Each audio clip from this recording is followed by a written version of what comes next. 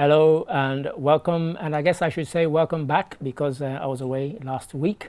But glad to say that the person who's opposite me, Ansmana Esonyasi, did such a great job that I wondered whether they would allow me back into this seat. But Eso, thank you for last week and welcome to this week's program. Thank you. And this week's program, this is the Week in Review, and it's an hour-long program, and we go through 10 big stories of the week, both home and abroad. So we have the shooting suspects, the people who were suspects in the shooting to death of 2 police officers. We have World Mental Health Day. We have the International Day of the Girl Child. We also have the Chief of Defence Staff finally retiring. He's reached the age of 60. He's retiring. That's Yakuba Drame. And of course, for those who love football, and I'm sure the Senegalese are trembling in their boots. Gambia have a tough draw, but Senegal probably know they've got an even tougher draw. What am I talking about? AFCON, of course. So these and lots more stories, so don't go away.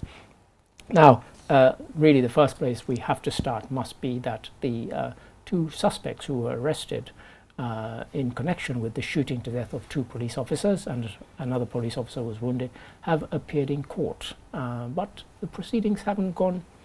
The case hasn't started proper, shall we say. Have a look and have a listen. These are capital offences that cannot be heard by a magistrate, which led to the case being referred to the High Court of the Gambia. The Chief Justice reassigned the case to Justice Ibrahim Ajete of the High Court. Thursday, the 12th of October, marks the first time the court is hearing this matter. Leading the state prosecution team is the Director of Public Prosecution, Counsel Abdurrahman M. Yusuf. Counsel Lamin J. Dabo is representing Usman Bojang, while Counsel Lamin K. Mbuch represents the second accused, Ami Bojang. The Director of Public Prosecution is the first to address the court. He applied for an adjournment, revealing that the prosecution received the case file from the police a day ago and that the state needed more time to study it and file a bill of indictment. There we heard it, and you know, this is not meant to be a kind of criticism of anybody or anything. Yeah. A couple of things.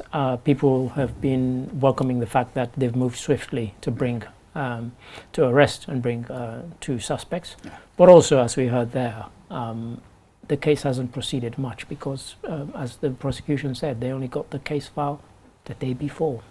So what's going on? I mean, I think it's quite unfortunate. It's been over a month now since in fact, coming up to exactly a month.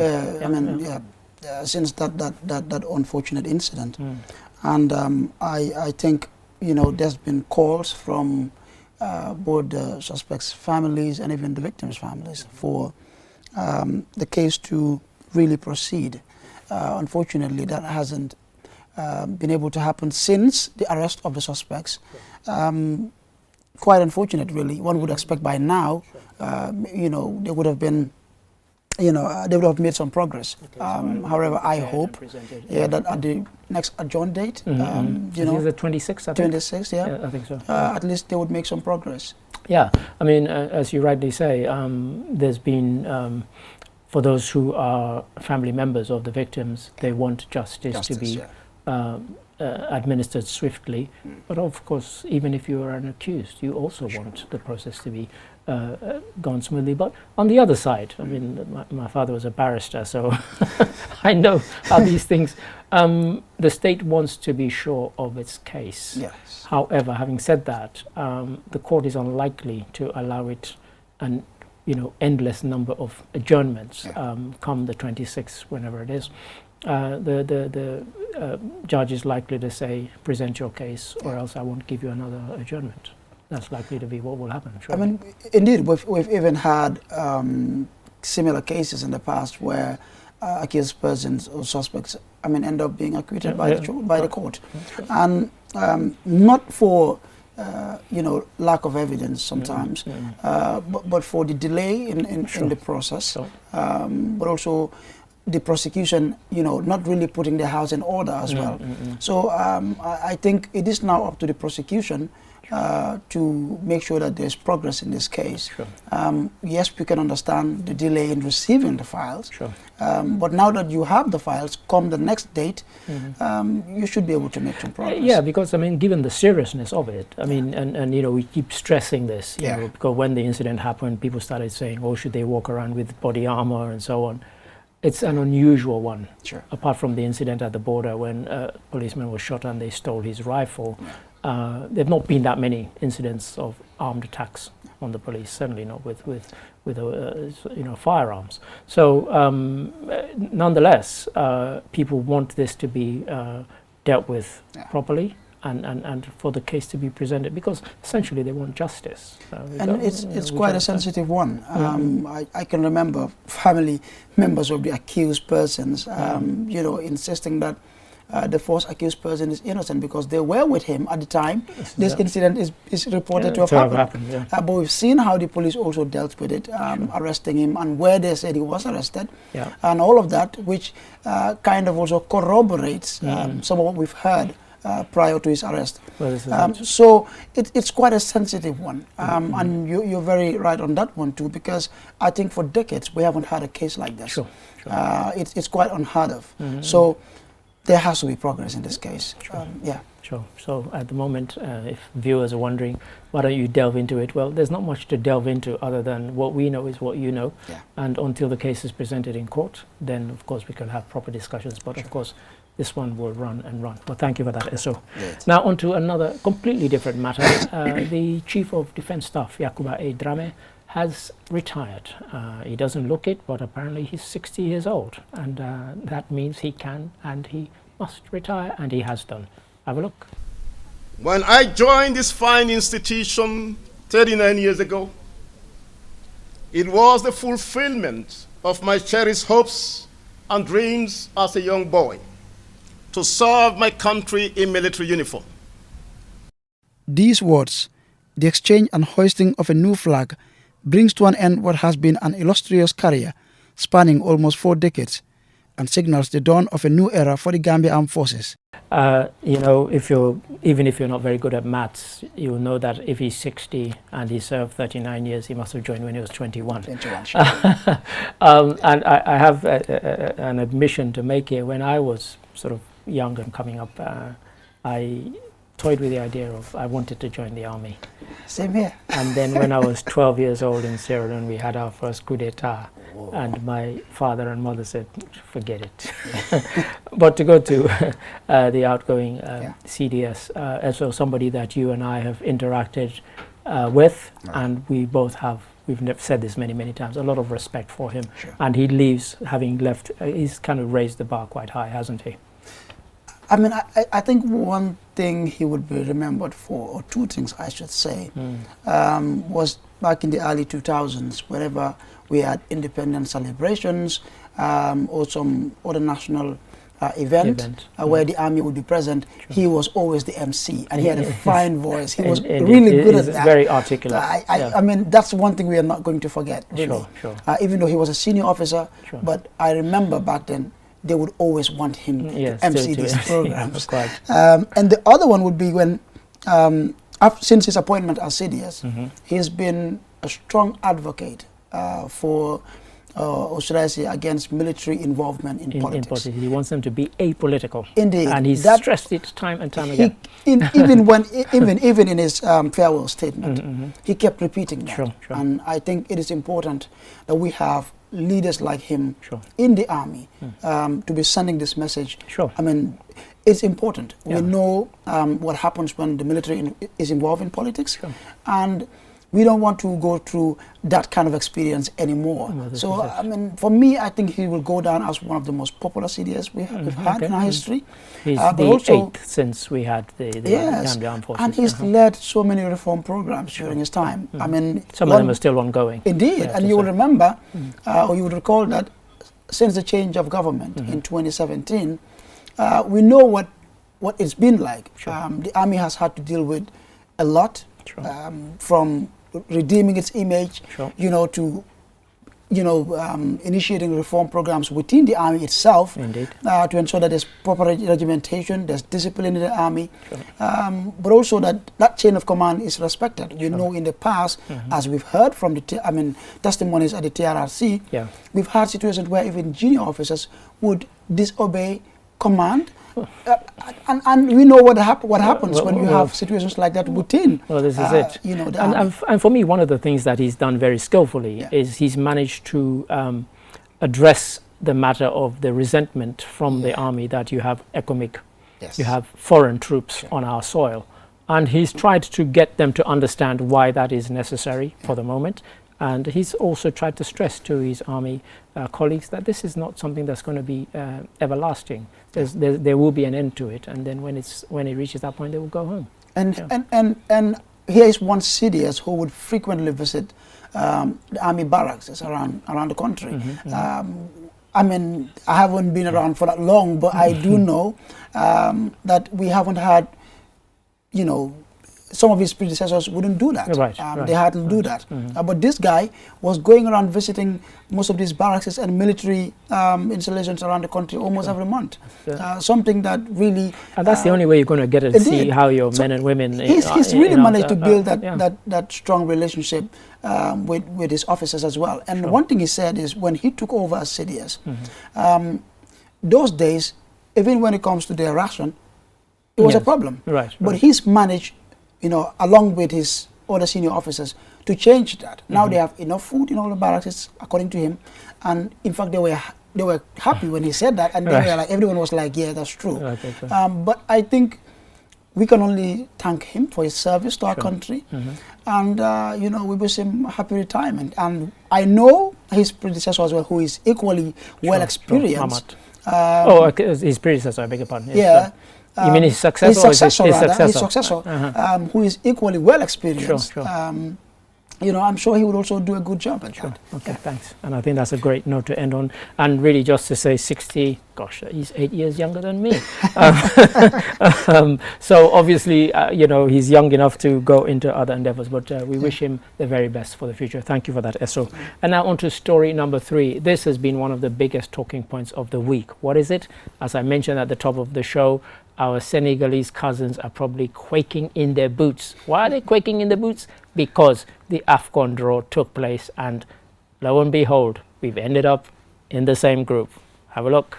Sadio Mane, Senegal's captain, who was among those doing the draw, reacted saying, "I think it's a very difficult group. I am half Gambian and Ghanaian. My parents are from Guinea, and Cameroon is there, so it will be quite a complicated group. We will do everything we must do to pass the first round and accomplish all our means." So, you and I are both sports lovers, but we're particularly football lovers. This one excited us, didn't it? It really did. So I have to say first, I watched a couple of Senegalese TV channels last night. When I got home around 12 a.m. And, you know, some of them, surprisingly, had a lot to say about Gambia. So let me just say for the record. I'm not surprised, but so anyway. Even if, because they are our biggest rivals in football. Of course. So for me personally, even if, let's say, they're playing some Asian country in a World Cup final, I would rather support that Asian country. I've heard that sentiment when I came to the Gambia, and it surprised me, I have to say. But this is because back in 2010, when we played them during the World Cup qualifiers, and we drew at home and in Senegal, we saw how their fans reacted. And since then, it's kind of reignited that rivalry and pushed it to some a totally different level. Crazy level. But I have to say it's an exciting draw. Without a doubt. I think for over 10 years we haven't played them. And we've always, whenever there's a draw, even during qualifiers, we've always wanted to play them. I think the coach even said that, yesterday, that since he took over the Gambian team, he's always been asked, when are we playing Senegal? When are we going to get a chance? I think it's a tough one. It's a tough one because we've also got Cameroon. Who won the trophy 5 times. I remember they knocked us out. Well, this is it. The last one. Although they were playing on home soil, so perhaps it wasn't. And we were on a fine run. They were on a great unfortunately. run.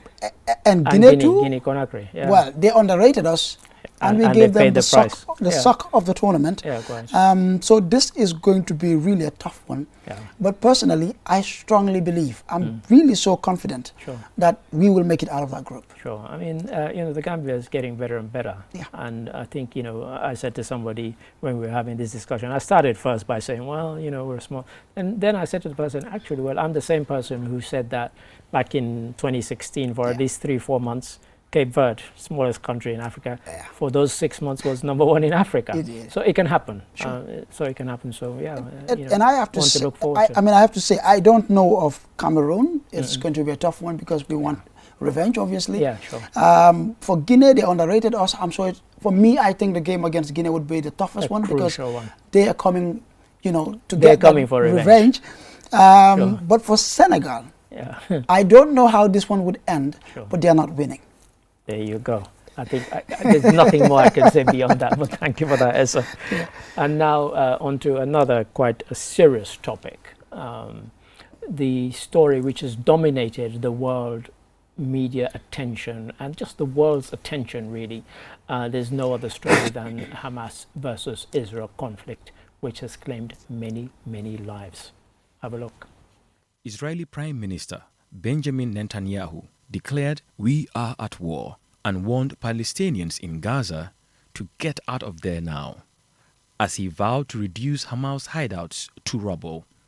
He has called up army reservists and launched Operation Iron Swords, conducting airstrikes on several buildings in the center of Gaza City, including Palestine Tower, an 11-story building that housed Hamas radio stations. So this is one which has had people kind of wringing their hands in horror at the death on both sides of the conflict. Yeah. Having said that, one has to be honest, in the West, they have come down firmly on the side of Israel, Yeah. regardless of whatever Israel has done in the past. But from what you've observed online discussions, what are your thoughts on this? So I've been following this one really very closely. In fact, at home, I've got my TV fixed to either France 24 or Al Jazeera, or or CNN. But I have to say, it's quite sad. Yeah. We know the reason for the Hamas attack, but we also have seen how Israel has reacted to that. For me, I think the fact that there is no way that anybody wanting to help the civilian population trapped within Gaza. For me, I think this is really sad. And we've seen how the Israeli army has gone about indiscriminately bombing even residential areas. Sure. We've seen the number of women and children that have died so far on both sides really increasing by the hour. That's true. And I think this is quite unfortunate. No matter, I mean, they can fight all they want, but for the civilians, for women and children, really, I think we should be way too civilized for these things. Sure. Quite sad, really. It is sad and it's quite shocking. And in some of the British newspapers, they've been warning their readers and saying, when you go to page 3 or 5, you will see some horrific images. And really and truly, no matter how horrific those images are, I don't believe they should have been published in any newspaper. The only reason they've done it is to stoke up anger. And honestly, I think some of those media outlets should be ashamed of themselves. Having said that, regarding the attack itself and the ferocity of it, just this morning on my way into work, I was listening to the BBC, and they were saying that Benjamin Netanyahu's senior military advisor had given an interview just 5 days before. Just coincidentally, they'd asked him about Hamas. And he said, no. I said, we've dealt with them and they won't be rearing their head again. Wow. And then this happened. This has been the most shocking thing. He's going to lose his job. There's no two ways about it. Because for you to come out and say that, and just 5 days later this happens. So in Israel now, of course, what this has done is that it has stoked, they've now got a unity government. Yes. But let's look at how has the Arab world reacted. Because for really many years, decades, they've kind of ignored the cause of the Palestinians, apart from, of course, one has to say Saudi Arabia. I was quite surprised that even in their press release, when they were calling for peace, they said that what has led to this has been the fact that they have ignored how Israel has acted towards the Palestinians for decades. I was quite surprised to see that coming from Saudi Arabia. Indeed. I mean, I have to say, personally, I'm also equally surprised with how the UN especially isn't really being firm. I'm not surprised.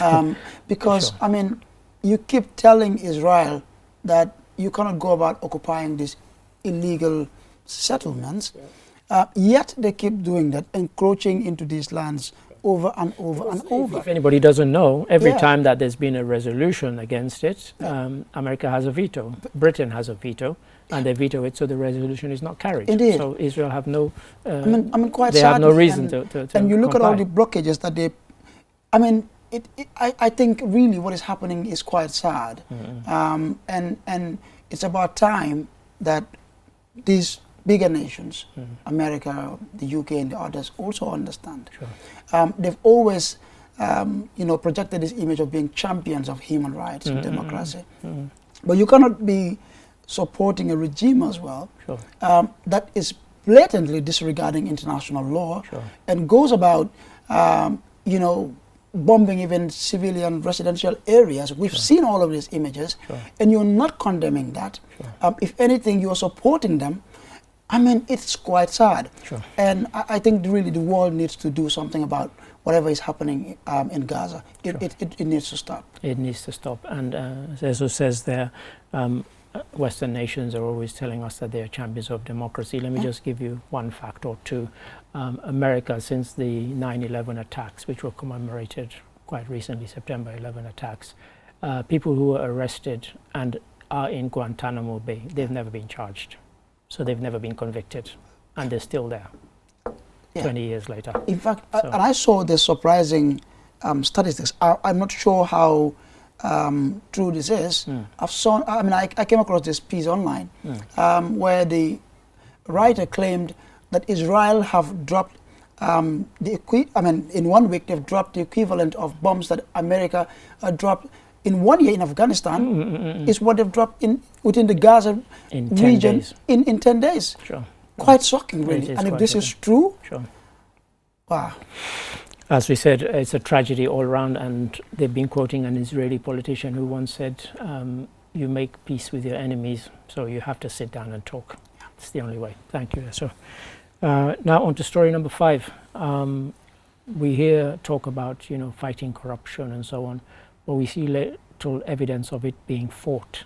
However, and this is not to prejudge the case, arrests have been made and indictments have been filed against 3 senior health officials for the Global Funds Grant and misappropriation. Have a look. According to the press release, the individuals charged are Mr. Mohamed Lamin Jaite, Permanent Secretary of the Ministry of Health, Mr. Balakande, Program Manager of the Malaria Control Program, and Mr. Umar Male Sise, Executive Director of the Health Promotion and Development Organization. The charges in the indictment include a wide range of offenses, including official corruption, economic crimes, theft, forgery, and conspiracy, all of which are connected to the non-compliant utilization of the 2018 Global Funds Grant allocated to the Minister of Health of the Gambia. So, as I said, we talk about fighting corruption. The case has not yet started proper, so we can't judge or prejudge. But what we can do is we can comment on the seriousness of the allegations. I mean, these are some of the most serious indictments that have been filed against anybody recently. I mean, quite sad, really. I remember in 2020 when the Minister of Health went to the National Assembly. And really kept saying there's so much corruption at his ministry and he needs help. So these are 3 very senior officers at the Ministry of Health, and I think it's really very disappointing to have such allegations being leveled against them. Sure. It also shows that government is making really serious efforts to fight corruption. Sure. Because it would takes a very serious government to, fight corruption from within. We know how difficult that can be. Oh, this is it. Yes, quite unfortunate, really. Yeah, I mean, and what this brings to mind for me is that when the local government commission of inquiry was announced, people said, "Oh, what about ministerial?" And so now we have, as you said, senior health officials. And if anybody's been watching the commission of inquiry hearings this week, for me, and I've been following them from the start, we've seen and heard some of the most shocking a director of finance from quite Basse. unbelievable. If anybody doesn't believe me, go online. You can watch again the proceedings, and you'll be shocked. But as you say, it seems to be evidence that we're starting to make. Okay, we don't yet have a commissioner, like they do in Sierra Leone, but that's that's being put in place. But at the same time, we've now had these indictments filed, and we expect cases to proceed fairly quickly. Indeed, I mean, and if you look at the allegations, as you pointed out earlier, these are serious allegations. Yeah, sure. To have such senior officers being charged of, I mean, forgery, theft, fraud. I mean, if you are the custodian of public funds, and I mean, this reminds me of what my literature teacher would say back in high school, Mr. Anderson.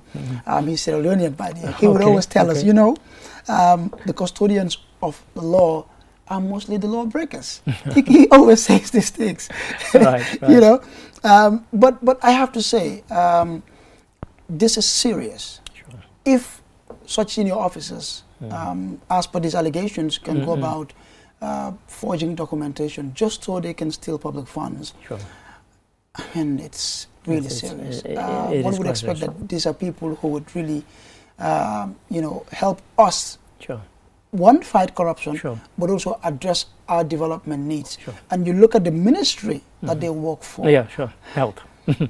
Then it's unbelievable. It is unbelievable. But that's a note to end on. First 5 stories, and at this point we will take a break, and we will be back after the break, so don't go away, because we will have 5 fantastic stories still to come. Join us after the break.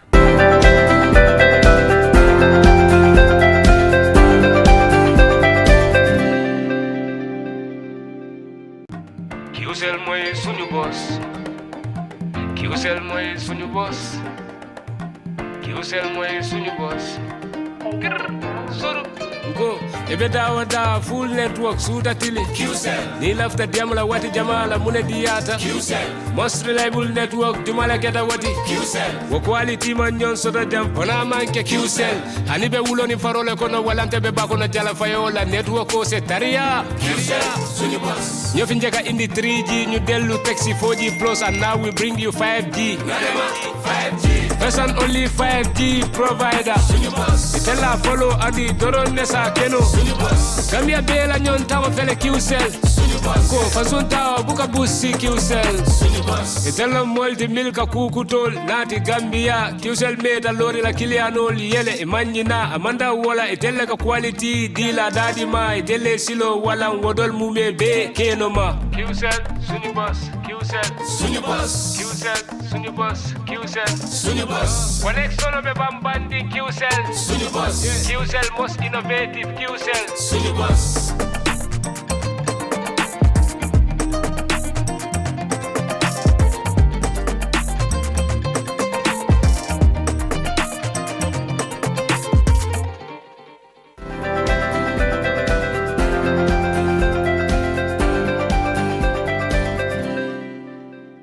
Hello and welcome back. I'm Arid Army, and you are watching the Week in Review, and here with me is Ansumana Esonyasi, and we've already had 5 good stories, but hey, don't feel neglected, because 5 good ones still to come. Okay, now story number 6. We talked about football and AFCON. We've had a very high-powered delegation visit the Gambia from Saudi Arabia. Why were they here? Well, have a look and have a listen. We thank and appreciate Gambia to support Saudi Arabia to host Expo 2030, and also the Gambian Football Federation to support Saudi Arabia to host the FIFA World Cup 2034. I'm very happy to be here, and this is a visit. We look forward to host the President and the delegation from Gambia next month in Riyadh. A part of the African Saudi Arabia Leadership Summit in Riyadh. Thank you very much. Thank you. So I'm smiling because we mentioned AFCON earlier, and now we're talking World Cup, Saudi Arabia. And the reason I'm smiling is because, of course, Saudi Arabia a Muslim country, Yeah. and also a development partner of Gambia. the Gambia. But the reason I'm smiling is because one of the countries that has also expressed an interest in hosting 2034 World Cup is China, which is also a great partner and a development partner of so I think Gambia is going to have lots of people knocking on our doors saying support me. But nonetheless, we saw the one in Qatar, which got a lot of criticism before it was held, but when it took place in the end, it was a fantastic success. But Saudi, China, where's Gambia going to stand on this one? I mean, I think this is going to be a tough one for Gambia. Sure. I mean, Saudi and China, they've both been really strong partners, and they've offered so much help to Gambia over the years. Sure. You look at most of our development projects, you know, I could say almost half of them are all being supported by either Saudi or China. Exactly. And especially China, lately we've seen in the past couple of years how they've even intensified their support to Gambia. So this is going to be a tough one. Yeah. But I think also you look at our relationship with Saudi Arabia, we've always enjoyed that good relationship with them. Sure. And I think the country is also doing a lot in terms of football. Sure. You know, we've seen how their league has managed to attract professional league now. some of the biggest names in world football. And if anybody hasn't been paying attention, this week the women's league in Saudi Arabia started signing some of the big female players from around the world. So it's not just the men's game, and they're paying good money for them. They're going to get more than they get anywhere else. Yeah, I mean, especially with the World Cup. Sure. I think it's going to be a tough one for Gambia. Yeah, sure. However, we've got nothing to lose. I mean, these are both very strong partners in development. Sure. So, I mean, let's see what happens when the time comes. Let's see what happens when the time comes. But I wouldn't like to be the person who has to make that decision. But thank you for that, Esso. And that takes us on to story number 7. This year marked the 11th commemoration of the International Day of the Girl Child. What progress has been made in those 11 years? Let's have a look. International Day of the Girl Child was adopted by the United Nations General Assembly on December 19, 2011. This year's theme, Invest in Girls' Rights, Our Leadership, Our Well-Being, highlights how adolescent girls have showed that, if empowered, they have the potential to change the world. According to UNICEF, investing in girls' leadership means creating space and platforms for girls to raise their voices at every level of policy making, directly resourcing girls' movements and networks, and centering girls' voices, agency, and leadership in all programs. This is what Aji Umisonko thinks about women and girls' leadership. I find we are getting protections from them. Yeah, they are giving us the due, especially when it comes to education and all that stuff. We can say a job well done to that. But okay, if you are investing on somebody to be educated, and at the end, when the person should climb that ladder, you are taking the person down. What is the essence of you educating the person? What's your essence of educating the person? I couldn't have put it better. And in case you think, oh, his maths is a bit out. Yes, it was adopted in 2011 by the General Assembly, but the first commemoration was in 2012. So this is the 11th commemoration. But Esso, she said it very eloquently there. You educate somebody and then you don't give them a chance to rise and make use of that education and intelligence. I mean, it reminds me of the argument that activists would always, you know, it's like there's this perception that whenever you have, in fact, you look at it even within the workplaces, there's this general perception, especially in Gambia, that if you were to, you know, let's say there is some vacancy and then you have both, you know, male and female applying, competing for the position, and then it may even be the case that the female, you know, in terms of competence or maybe in terms of experience, you know, is better than the male, or is better than the male. People would always choose the male. There's this perception. So I think that is what she's trying to explain. Well, very much so. Yeah. So it's like we talk about girls empowerment, women empowerment, and all that, and then you give them that opportunity to go to school, go to university, maybe and then the time comes, you know, when you should really give them that opportunity to excel in life. Well, you choose to give it to their male counterparts. Sure. Well, I have a 3-year-old girl, so... Well, I was yes. going to say that, as a father of a girl, this is something that must be of concern to you. But there's a colleague, and I hope the colleague is watching, because I had to stop them that when we had male and female people sitting in front of us, they were asking the women, what are your family commitments? But they weren't asking the men the same question. Mm-hmm. This is 2023. That's an unfair question to only direct at women. If you're going to ask the question, ask it for both sexes, so that then it's a sort of fairer playing field. I've always held the view that you cannot, you don't have to really judge people based on their gender. Whatever the case is, so long as the individual has the qualifications and the competence to be able to perform in whatever role, give it to them, regardless of gender. This is it. When we had the discussion and the person was trying to justify it, I said, do you know what cuts the legs from under your argument? The mere fact that the person has applied for the job means they want it. They want it. And if they didn't want it or didn't think they could do it, they wouldn't apply. So don't ask the question. Sure. Because they've applied knowing that, yes, they might have commitments, who knows? Who cares? I mean, even in here, we've got female colleagues who are doing extremely well. Extremely well. I mean, most of our presenters are, female. Are female, and they're doing extremely well. And they have families. And they are still working. So for me, that's what we should look at, even if you're going to have that in your mind. That so please, International Day of the Girl Child. Let's kind of move away from girls' empowerment being just a slogan. Let's let it be something real. There has to be action, something really. action and tangible. But thank you for that, Esther. And as I said, I was about to ask you as a father, but you said it before I got there. But thank you. And now on to story number 8. Another of those international days that was commemorated recently globally was World Mental Health Day. This is another matter where sometimes we don't consider mental health in the way that we should. And we had a discussion in the office where we got into a bit of an argument because people were making fun of people who had mental health issues, but that could be any one of us. Anyway, have a look and have a listen.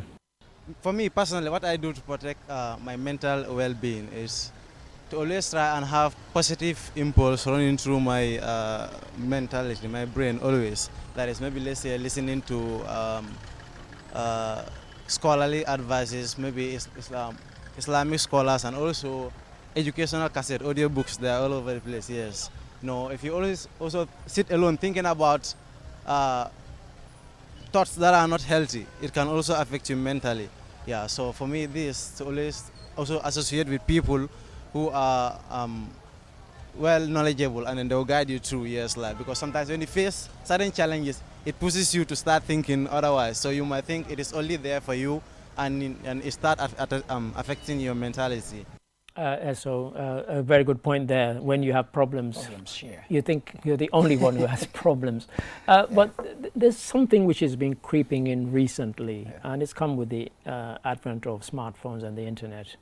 I know people, friends, colleagues, family members who you hear them panicking about the fact, I posted this on Facebook 6 hours ago, nobody's commented. And you think, so who gives a damn? I mean, exactly. My language. But, they get really worked up about it. And they care about what people think and say about what they do in that space, which I always say is the unreal space, whilst you're forgetting about real life. But it ends up affecting your real life. But for you there, we were agreeing with what we heard towards the end of that. What are your thoughts on this? I think mostly it's the result of thinking about really unnecessary stuff to the extent that it begins to affect your life in some way. Yeah, correct. It's quite sad, really, in this day and age, especially when we rely too much on technology. Sometimes you see people would even go online complaining about really unnecessary stuff. As you highlighted, people lose their manners when they get on social media, and they say rude things to people that they don't even know, and so on. And that for some people that can really affect them. I think this is one of the things that the president addressed in his statement that has really caused this public outrage. But you can see how it affects people. Sure. It really does. And one thing he also said, which I think is important, is when you have problems, always share. Talk to someone. Don't keep things to yourself. And then it gets to the point where you're overthinking it, and then it starts affecting your health. So it's important that we celebrate this day. But I think, even at the family level, we should develop this culture of sharing things that are affecting us in some And I was way. going to come to that point because not just in the Gambia, but globally, black people have quite a terrible record of either going to a psychiatrist, going to a psychoanalyst, or even sharing, the things that are really paining them, publicly. Sure. I mean, it's even at our workplaces, sometimes you will look at people and you feel something's not quite right. Not quite right. But because they're not sharing, you can't. You don't want to, and you don't want to pry, Yeah. because you think, well, it's not my business. If they wanted, they would tell me. But many people won't. So people have to really develop this culture of sharing. It can help. It can help a lot. And one of the questions that Jennifer Sonko asked in that piece and that people were responding to was that how do you take care of your own mental well-being? And people were giving us examples. They listen to positive thoughts, maybe positive music or whatever, and that really can help. So it's not always about going and finding a psychiatrist and so on, but be positive about yourself. Sure. For me, mostly it's reading. I mean, I read a lot, and it really helps. And I watch a lot of documentaries. I'm not a movie fan, by the way. I watch movies, but I watch a lot of documentaries. I watch hundreds of documentaries a week. So that is how I deal with it. But also talking to family, even playing with my daughter, it helps a lot. But I think generally people have to develop this culture of sharing. When you have problems, talk to someone. You never know. Yeah. This is it. I like that point. Eso said there, share, you never know. Don't think you're the only one who's going through problems. Others are going through them too. Okay? And that takes us on to our penultimate story. Story number 9. The GCCI, Gambia Chamber of Commerce and Industry, had a day-long forum for Made in Gambia products. What's significant about it? It was mainly for women entrepreneurs. Have a look. The event brought together the private sector, government, and development partners to discuss and offer exports to boost brand identity of locally made products. Sarata Konate, the Chief Executive Officer of the GCCI, points out that the forum is of great significance to the Chamber, as it will help in the promotion of homemade brands to transcend to the global stage. This is not just an event, it's almost like a beginning of a campaign. It's an affirmation of our collective strength, our resilience, our creativity that we're all going to reveal here today. We believe that together we are embarking on a journey towards greater prosperity, but for women. And I have no doubt that Made in the Gambia Forum today will be a milestone towards that journey. I'm looking longingly at those products there, Eso, and I have to say my one beef with it was that when our colleague Lolly M. Kamara came back, I said to her, did you bring any plantain chips? And she said no. I almost sent her back there to get some. But having said that, she came back quite enthused. And about one thing, the quality of what she saw. She said these were stuff of really high quality. But the whole reason for this was that they were trying to give people a sense of, well, how do you take what you have from the national to the international stage? Indeed, I mean, I have to say I was there with her when they were taking those images, and you've got really quality products there. If they don't tell you, you can hardly tell this is made in Gambia. But I have to say, if there's any institution in this country that has really been championing the cause of women entrepreneurs, supporting them, creating that platform for them, it's the GCCI. In the past, 1 year they've done a lot of advocacy work. They've initiated different programs and projects for women entrepreneurs, and I think this is important. So. Yes, we always complain about Gambian businesses not really being supported, especially by government and other institutions. But I think we're seeing GCCI taking that lead in this. They really are. I remember how our chairman would always advocate for us. I mean, that we need to have a local content bill that would really support Gambian businesses. And I think this is important. So I'm really glad that the GCCI is taking the lead on this. Yeah, I mean, and for me, one of the things I said when I saw even some of the footage that we didn't broadcast, I said to Lolly, I said, gosh, I really feel quite upset on behalf of these people, because who knew that they had such quality stuff? I live here and I'd never seen this stuff.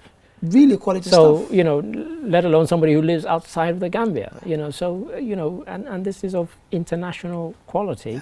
And yet, you know, nobody knows. So I was really great that GCCI put this on. That really caught my attention is the packaging. Right, exactly. The quality of the packaging is amazing. You can hardly tell all of this was made in Gambia. Oh, this is it. Quite amazing stuff. And I think it is important for members of the public to also patronize Gambian businesses. Well, this is it, because for me, another thing that I drew from it, and again, I got into conversation with Lolly, was I said, you know, for some of the stuff that is there that we saw on display, this is stuff where if you go into a shop, you can see the imported version of it, but not the Gambian made one.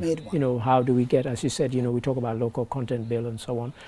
We should really support and patronize our local products much more than we do. And generally, Gambians really, we have this preference of foreign made. If it's foreign, it's not just Gambian. We have it in Sierra Leone over Gambian made products. But I think really Gambian businesses are doing extremely well now in terms of producing quality stuff. But also, you look at the packaging. I think now really they're meeting standards, and it's about time we start patronizing them. Well, this is it. Yeah, let's start patronizing them because they are of quality. Thank you for that, Esso.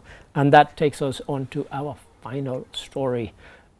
This has been the last couple of years, and going for the next couple of years, the 4 years of elections everywhere, including here in our West African sub-region, Liberia. What's going on there?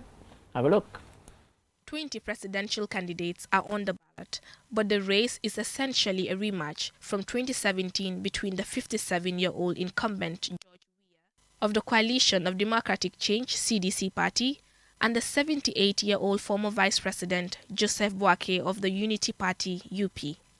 Weah, after casting his ballot in Monrovia, says, "I have asked the Liberian people for a second-term mandate, and that is why we have come here." He had campaigned on needing more time to fulfill his promise to rebuild the nation's broken economy, institutions, and infrastructure. He had faced criticism from the opposition and some donor countries for not doing enough to tackle corruption and failing to keep his 2017 pledges during his first term. George Weah, 20 candidates, so George versus 19 others. In times past, we used to think that, you know, there was only violence in African elections. Then America's madness, Trump-inspired madness happened, and we don't think that anymore. But at least 2 people were killed during this. Thankfully, no more than that, but also people injured. But the debate has been around, did George Weah win because he was popular? Well, I mean, it's not the first time he contested when he did win, because he contested against Ellen Johnson Sirleaf. He lost and then went back to university and felt that he needed to do that. He came back and, of course, he won. But there's been some criticism and some dissatisfaction, but it looks like he might win again. What are your thoughts? I mean, incumbents are always the favorites, you know, except when they're doing really bad. But yes, I remember one of his main campaign promises was that he was going to fight corruption. But we've seen those allegations of corruption in government still really quite, you know, rife within Liberia. Well, to the extent where some of his ministers have now been put on a ban list by America and the European Union because of corruption allegations against them. So he's obviously not fighting it enough, surely. I mean, if anything, I think those allegations of corruption in government, I mean, in Liberia have kind of heightened over time. Even though he keeps saying he needs more time, We know. Well, I was going to come to that because that's kind of almost the ticket he's been running on this time. He hasn't said judge me on my record. He said give me time to finish what I've started. Many people have said that in the past, and then of course they want to go on forever. But that's what he said this time. Yeah, but I mean, I'm hoping that you know, this would be a peaceful election. Yeah, exactly. We know Liberia has this history of war and conflict and all that, and I have to say, over the past decade or so, the country has been relatively peaceful.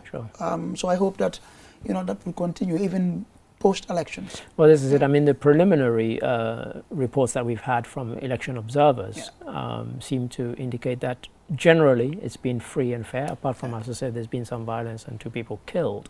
But apart, you know, outside of that, there've not been any claims of vote rigging or anything like that. And they've had challenges. I saw one picture where they were counting ballots and they had to use kerosene lamps because the electricity had gone out, which I thought, oh gosh, if this had happened the day before, we probably would have lost. But I mean, so there are challenges, but nonetheless, as you said, the country's been relatively peaceful recently, and this seems to be have carried on into this particular election. Yeah. So I mean, we hope it's a peaceful elections, and that whoever wins, you know, would go on to serve the Liberians really well. I mean, it's been a few difficult years for Liberia. For sure. With the economy really struggling, allegations of corruption were still quite right. I remember there was also complaints about the health sector not being.